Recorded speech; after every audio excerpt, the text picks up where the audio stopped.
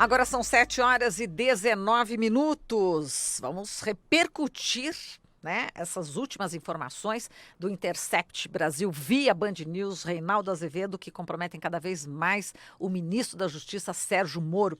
Vamos falar com o Sérgio Amadeu, professor associado da Universidade Federal do ABC e pesquisador de redes sociais. Oi, Amadeu, bom dia. Você está por Skype, né?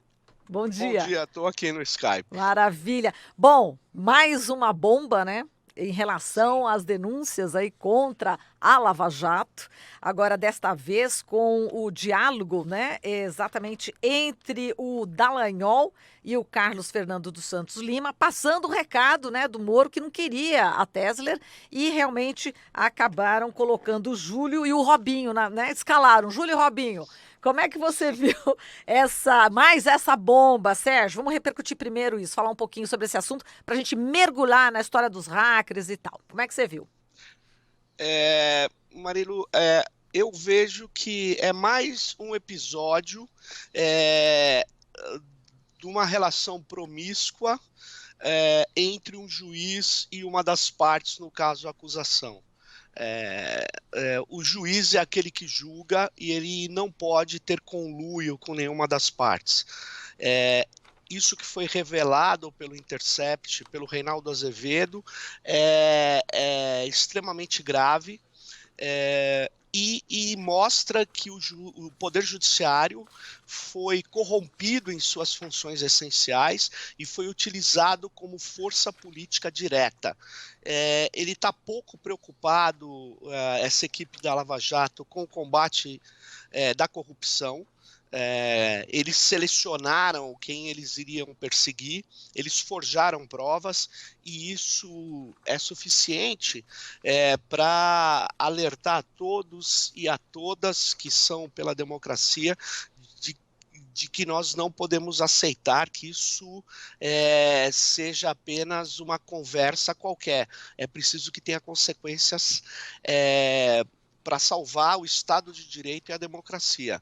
Isso é extremamente grave, o mundo inteiro está falando isso. Só alguns, sinceramente, pretensos juristas que estão querendo defender, como já foi dito aqui, o indefensável, né? Sim. Agora, Sérgio, vamos falar da mídia, né? A gente Sim, teve aí a participação de boa parte da mídia também, enaltecendo, né, a Operação Lava Jato.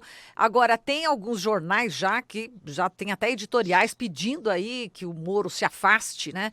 O Jornal Nacional ontem, não sei se você viu, já tem um pouco, já começa a falar, né? Começa a falar de uma forma um pouquinho crítica, né? Colocou já a denúncia, né? Essa última denúncia do Intercept via Reinaldo Azevedo da Band News. Então, não sei se está na hora, de repente a gente está sentindo que a Globo pode abandonar aí o barco, deixar aí naufragar o Sérgio Moro ou não, queria que você comentasse, e foi justamente a Rede Globo que começou com essa história também do hacker, né, com as notícias de que tinha havido um hacker, e que depois foi sim. apropriado também para o Sérgio Moro e a Operação Lava Jato. Bom, como é que você analisa aí o comportamento da mídia? Olha, eu acho que a Rede Globo ela está atuando em legítima defesa. Ela participou dessa conspiração, né? Todos sabem que ela acompanhava o japonês da Lava Jato às 5 horas da manhã, ela recebia as informações antes, ela comemorava antes o que ia acontecer no dia seguinte. A Globo, ela, como disse o Glenn Greenwald, ela é parceira dessa farsa que foi montada. Agora, ela é uma empresa grande de jornalismo. E ela vai ter que escolher se ela vai soterrar o jornalismo ou se ela vai ter uma postura minimamente profissional. Então, ela está numa encruzilhada, ela está numa situação muito difícil. E deve ter tensões, estratégias e tal. Porque ela inventou a história do hacker exatamente para poder ter uma linha de criminalização do Intercept e para poder, ao contrário de se discutir, né, o vazamento, discutir a fonte, o que no jornalismo é um absurdo. Imagine,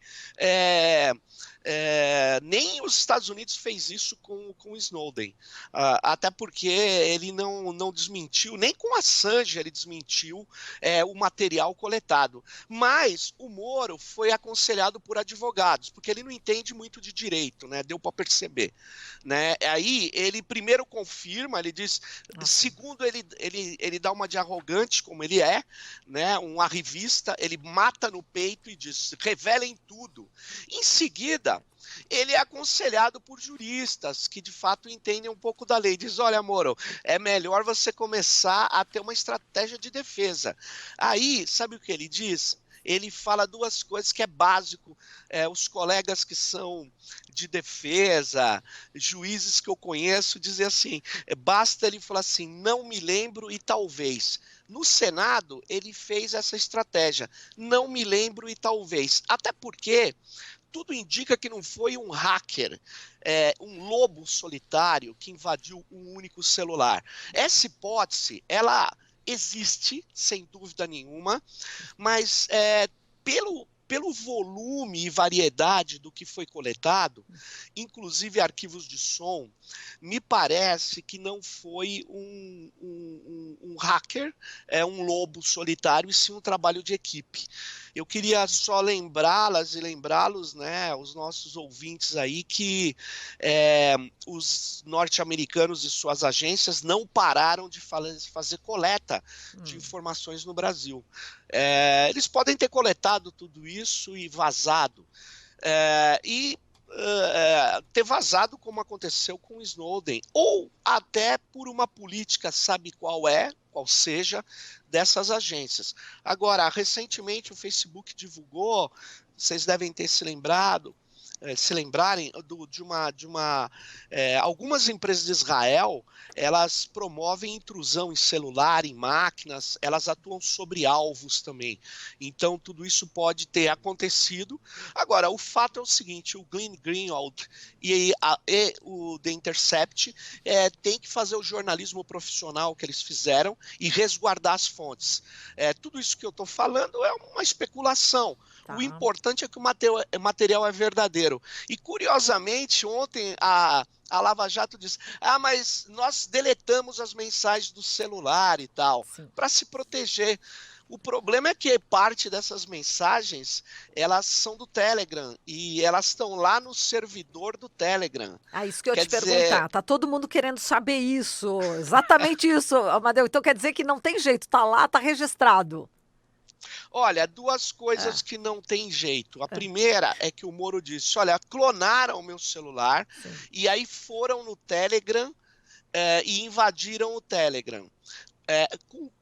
Primeiro, é curioso saber que o celular que ele está usando agora como ministro é o mesmo que ele usava durante a Lava Jato. É curioso isso. Segundo, clonaram o celular dele. Tudo bem, pode até clonar e pode até ter entrado sim no Telegram. Só que tem um problema. Eles conseguem fazer mensagens lá no servidor do Telegram de 2 anos atrás, de 1 ano atrás, de 3 anos atrás? Me parece que não. Então, a conversa da clonagem e a falsificação de mensagens não cola. Não cola. Então, primeira coisa que caiu, o cara que orientou o Moro para dizer que foi clonado e que, portanto, as mensagens em juízo, isso é uma tática de defesa, pode ter sido alteradas, essas mensagens, elas podem sim acontecer, isso é alterada no celular dele, mas não lá nos arquivos da rede social, que, aliás, já disse, né, o Telegram, que é um mensageiro instantâneo, já disse que não foi hackeado, não tem logs, não tem registros de hackeamento lá aonde as mensagens ficam arquivadas. Segunda coisa é que eu não sei se eles guardam por tanto tempo os arquivos dessas mensagens, mas parte desses arquivos eles têm, certamente, porque ao contrário do WhatsApp, que as mensagens ficam guardadas no celular das pessoas e na nuvem também, quando as pessoas escolhem onde guardar, porque vocês Podem optar. podem optar, Sim. e o Telegram não, ele guarda lá nos seus servidores. Tá. Então, E de alguma parte forma. das, Desculpa, pode concluir. não, Parte. parte dessas mensagens podem ser recuperadas. Agora, é uma estratégia meio infantil, né? Porque ao mesmo tempo os procuradores começaram a dizer, e outros juízes, fui hackeado. Pô, se ele foi hackeado, então ele preserva o celular, já que ele não tem medo de crimes que ele cometeu, nem de ilegalidades, né? Para que a polícia possa fazer o seu trabalho, a perícia possa fazer o seu trabalho de identificação do hackeamento. Ocorre outra coisa interessante, é que, olha, eu não confio por dever de ofício, tá? E ninguém deve confiar numa investigação comandada pelo investigado. E o Pois é. Sérgio Moro é o chefe da Polícia Federal. Enquanto ele não se afastar, não dá para confiar em nada que seja dito nessa área aí. Exato. Por exemplo, o Deltan não entregou ainda, né, o celular, por exemplo, não é? Olha, ele pelo jeito não entregou e disse que já apagou as mensagens. Pois Né? é. Então, agora, como você falou, nem a investigação, estava até pensando aqui, né? De repente, Sim. solicitar o Telegram, todo esse arquivo, como você falou, não se sabe, né, se ainda existe esse Sim. arquivo na nuvem, mas vamos supor que tenha, né? Fazer essa suposição. Se as autoridades, enfim, o Poder Judiciário requerer. Bom, tá tudo comprometido, né? Enquanto o Moro estiver no Ministério da Justiça, como você disse, né?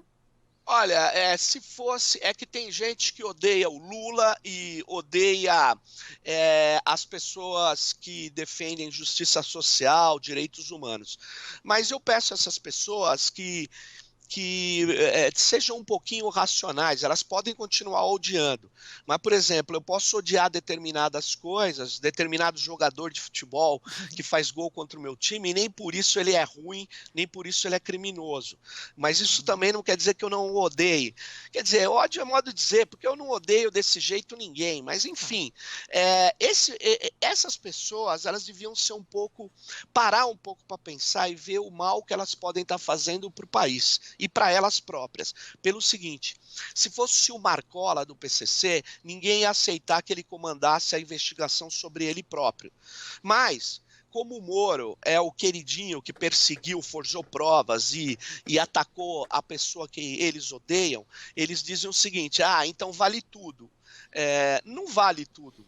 O Moro, ele é uma pessoa que está sob suspeita, ele não pode continuar sendo aquele que tem poder sobre os investigadores, porque ele já se mostrou capaz de aliás, ele é acusado disso, de fazer qualquer coisa fora da lei. Então, nós não podemos, ainda mais numa investigação, deixar que essas pessoas continuem em postos para interferir, obstruir a justiça e destruir provas. Ele precisa ser afastado e todo mundo que é razoável, mesmo esses juristas que estão rasgando a sua coerência e sua carreira, eles sabem que se fosse em qualquer outro caso, eles iam dizer, não dá, né? O Moro não pode ser o ministro que chefia a Polícia Federal, não dá, ele tem que ser afastado para que as investigações possam ocorrer, para que a perícia possa ocorrer, né? E basicamente isso é extremamente necessário, porque eles continuam atuando. E uma outra coisa, olha, ele que tem muitas relações com agências norte-americanas, eu acho que ele tem que ter o passaporte dele apreendido, mas para isso precisa ter o devido processo legal. Ele não pode ir lá para os Estados Unidos armar, por exemplo, pressão contra os Emirados Árabes ou contra outros lugares onde os servidores do Telegram estão hospedados, para que possa, sim, até mesmo atuar na destruição de provas lá na matriz, né?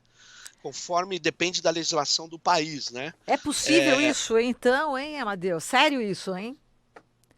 Eu acho bastante sério a situação. Acho que nós estamos num fla-flu e, na verdade, o que está sendo corroído é o Estado de Direito, é a democracia. Olha, um juiz, um ex-juiz, né?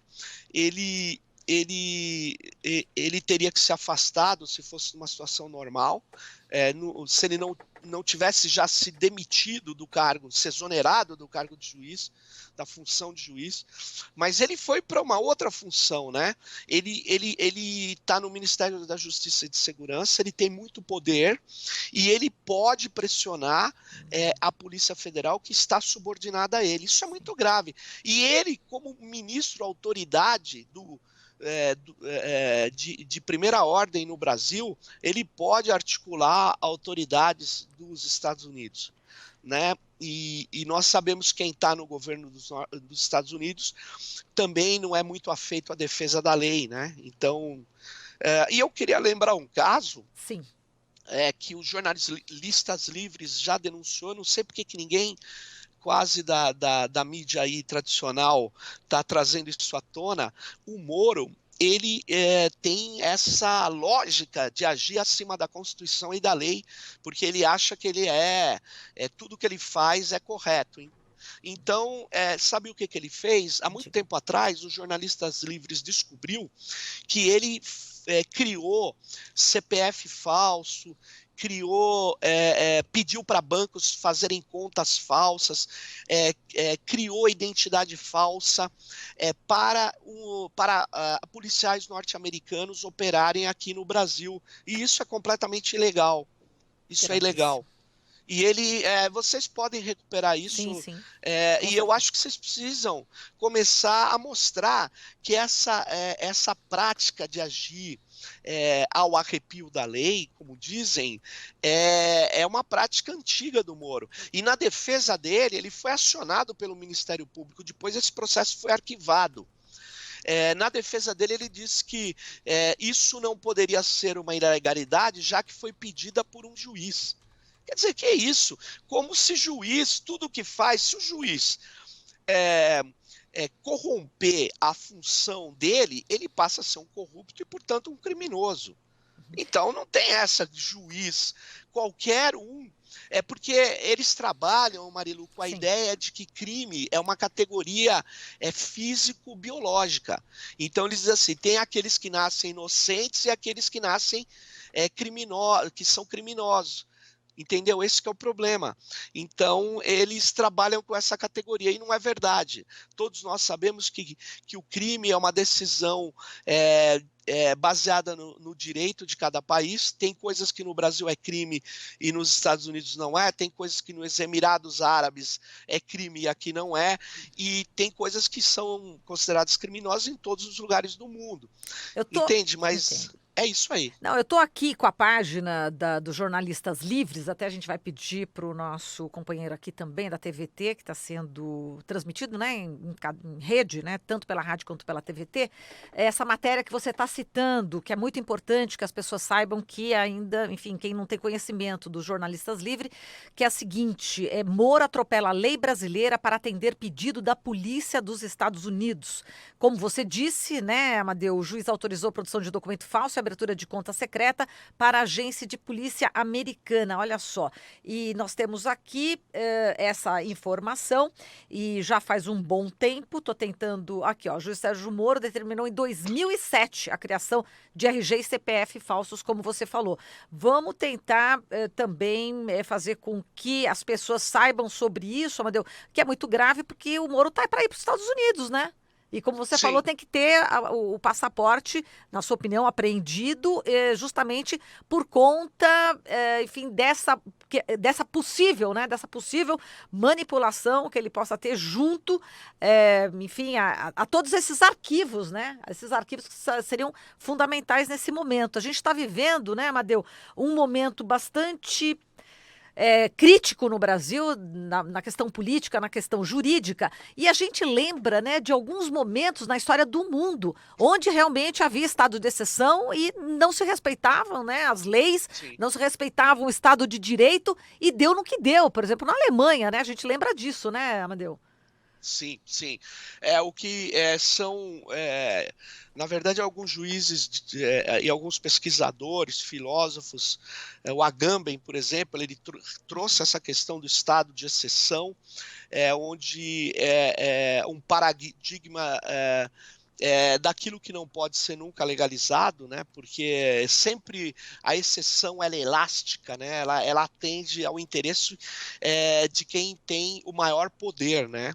E quem se fragiliza são os cidadãos, os mais frágeis mesmo, os mais fracos, e as instituições democráticas, né?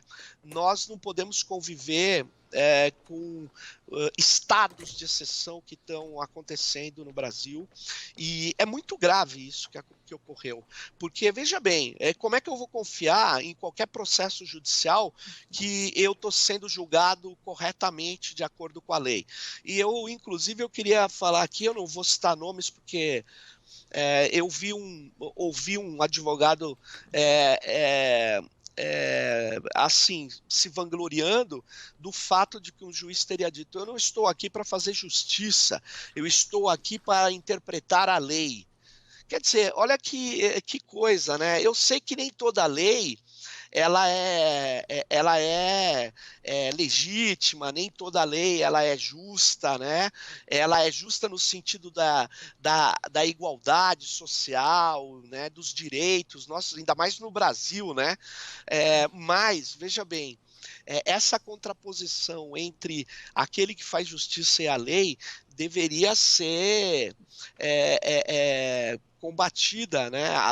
Porque, veja, mesmo esse advogado que se vangloriou disso, ele se esquece que o juiz falou que ele interpreta a lei, mas o que o Moro fez não foi interpretar a lei, ele agiu fora da lei, né? Então, ele fez uma coisa muito equivocada, e eu temo muito pela situação do nosso país se a gente não atuar de maneira consistente, tranquila, sem conúbio entre partes, mas é preciso que uma CPI seja instalada, no meu modo de ver, é preciso que se inicie o devido processo legal contra a Operação Lava Jato, e a mídia precisa saber que não dá para defender essa destruição completa das funções essenciais da justiça. É isso que eu acho que a gente tem que bater, né? Tem que defender. Defender a apuração das denúncias do Intercept, defender a liberdade de expressão, o jornalismo, defender a democracia e o Estado de Direito. Muito bem, Sérgio. Acho que a gente daqui a pouquinho vai mostrar também. A gente colocou até aquela matéria, né, do Moro atropelando a Sim. lei brasileira para atender o pedido, né, da Polícia dos Estados Unidos. Daqui a pouquinho a gente coloca, a gente tem aquela conversa, né, com o pessoal, com os ouvintes, o WhatsApp, e a gente vai colocar vai estampar, né, para quem está acompanhando pela TVT, pelo YouTube da rádio, essa matéria bastante significativa que você salientou aqui dos jornalistas livres. Amadeu, muito obrigada aqui por toda a sua análise, Obrigado. viu? Um grande abraço. Vamos ver o que vai dar, né? Abraço, A partir de Marilu. agora. Vamos lá. Valeu, um Vamos aí. abraço, até Tchau. mais. Tchau, tchau. Abraço. Tchau. Falamos aqui com o Sérgio Amadeu, ele que é professor associado da Universidade Federal da ABC e pesquisador das redes sociais.